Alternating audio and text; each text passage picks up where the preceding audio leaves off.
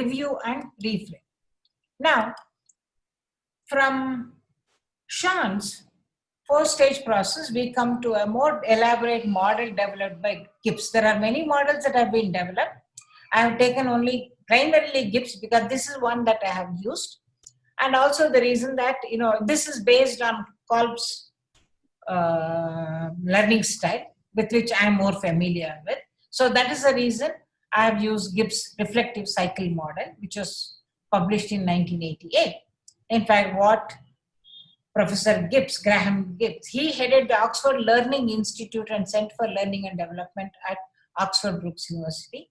And he is the author of the classic Learning by Doing, a guide to teaching and learning methods. So I'm sure all of us, we can learn how to learn or how to teach with his reflective cycle model. So he was inspired by Kolb's learning cycle and then others. So he developed this reflective cycle model.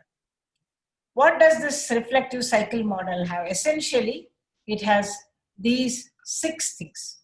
First one is description. That is, describe what, when, where, and how a thing happened. What happened? Let us take one example of an incident or a critical incident. Okay, what happened? You have to describe that event. This is the homework that I'm talking about. Think of in your professional life, it could be a positive event or it could be a negative event. Both need to be looked or reflected upon. So describe what, when, where, and how a thing happened. That is the first step, description. Second step is feelings. That's why in the beginning I mentioned it is not just a cognitive, but it is also emotional. Feeling. What were your feelings before and after the incident? It's important that we reflect on our feelings too.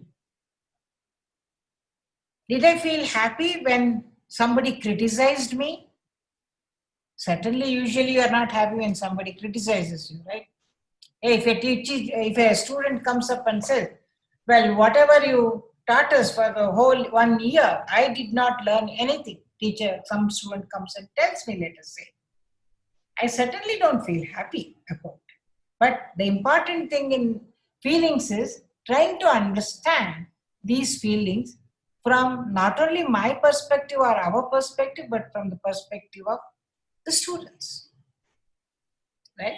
See, many times, in fact, in the early period of my teaching career, some students with whom I was close, they were used to ask me, Madam, some students ask some dumb questions also.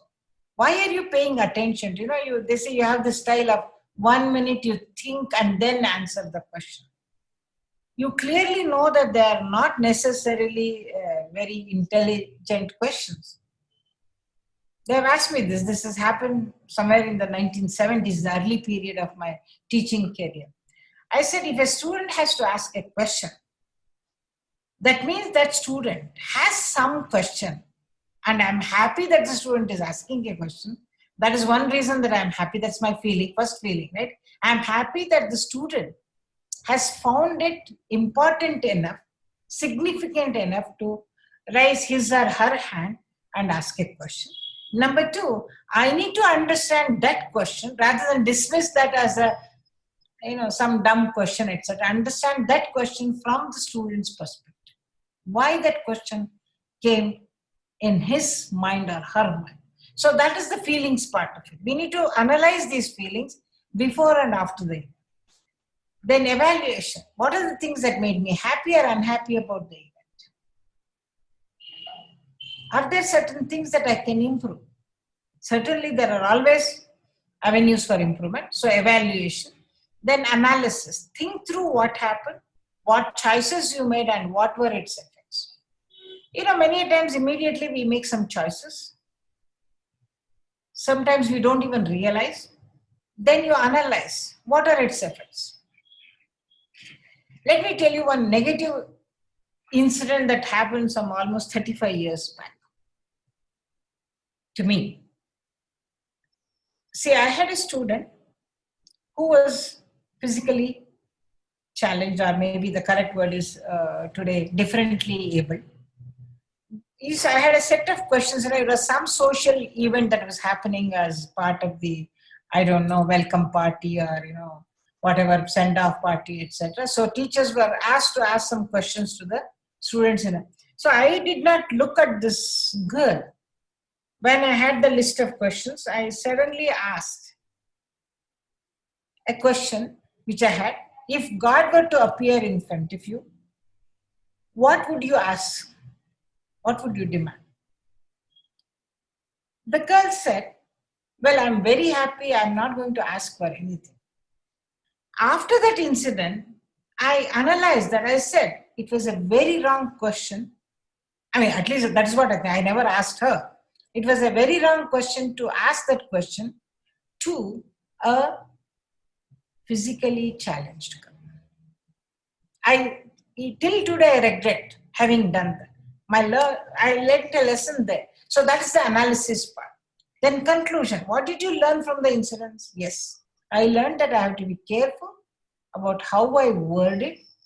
Not that we are successful all the time, but if we are conscious of it, well, we can be at least partially successful. What did I learn from the incidents? Is there anything that you may have done to stop it? Yes. I should have been little more careful, sensitive about these issues. So what will you do if you face the same situation again? As I said, I wouldn't ask such a question. Right? So this Gibbs reflective cycle consists of these 6 stages of description, feelings, evaluation, analysis, conclusions, and action plan. Well, it is much more detailed than this, but I have made it very simple here.